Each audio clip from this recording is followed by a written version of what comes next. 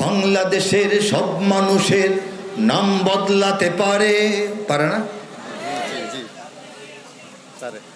বইয়ের পাতায় স্বাধীনতা সংগ্রাম বদলাতে পারে, পারে কি না? বইয়ের পাতায় স্বাধীনতা সংগ্রামের ইতিহাস এখন পাল্টাচ্ছে না? আগে একবার পাল্টানো হয়েছিল না? এটা হইতে পারে।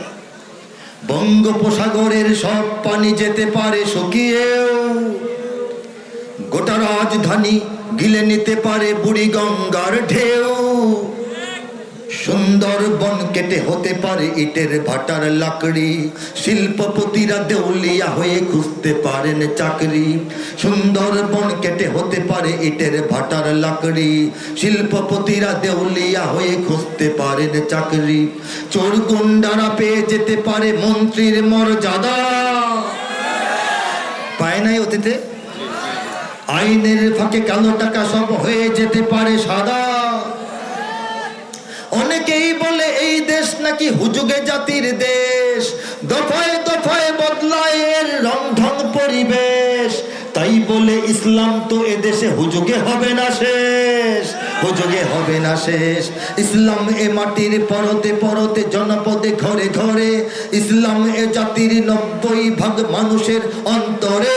ইসলাম এ মাটির পরতে পরতে জনপদে ঘরে ঘরে, ইসলাম এ জাতির 90% মানুষের অন্তরে। ইসলাম নিয়ে কেউ ছিনিমিনি খেলে এমন শক্তি নেই, ইসলাম নিয়ে কেউ ছিনিমিনি খেলে এমন শক্তি নেই। আর কিছু থাক না থাক এদেশে ইসলাম থাকবে, সব কিছু বদলে যাক এদেশে ইসলাম থাকবে। আর কিছু থাক না থাক এদেশে ইসলাম থাকবে, সব কিছু বদলে যাক এদেশে ইসলাম থাকবে। বদলে যেতে পারে। কেন্দ্রীয় কারাগার ঢাকার চকবাজারে ছিল, এখন ঢাকা শহর থেকে বের হয়ে কেরানীগঞ্জে চলে গেছে। গণভবনে রাষ্ট্রের প্রধান নির্বাহী থাকতেন, এখন থাকেন না, থাকেন যমুনা ভবনে। ঠিক কিনা বলেন? জাতীয় পতাকা পরিবর্তন হয় জাতি যদি চায়, জাতীয় সঙ্গীত পরিবর্তন হয় যদি রাষ্ট্র চায়, হয় ইচ্ছায় হয় অনিচ্ছা হয়, বিপ্লব ঘটে যায়। কিন্তু বাংলাদেশে যত যা কিছুই হোক না কেন একটা কারণে হবে, ইসলাম এদেশে থাকার জন্য। ঠিক কিনা বলেন?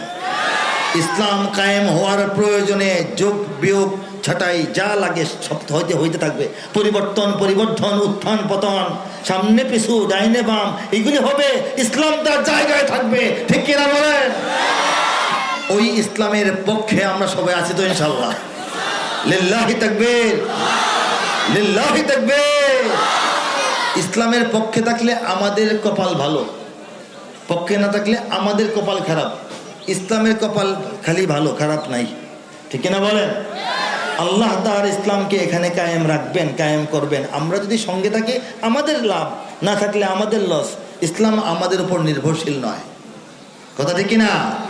আমরা আল্লাহর দ্বীনের প্রচার প্রসারের উপর নির্ভরশীল। এই দেশটা এমন একটা দেশ যার চতুর্দিকে বিন্দু মাত্র আরেকটা মুসলিম দেশের সীমান্ত নাই। আছে কিনা বলেন? বাংলাদেশের চারদিকে কোনো মুসলিম দেশ আছে? পৃথিবীতে এরকম ভৌগোলিক অবস্থা কয়টা রাষ্ট্রের দেখেন তো, কয়টা মুসলমান দেশ আছে যেটা চারদিকে একটা মুসলিম দেশ নয়? আমরা ভিন্ন একটা অবস্থায় আছি। ঠিক কিনা?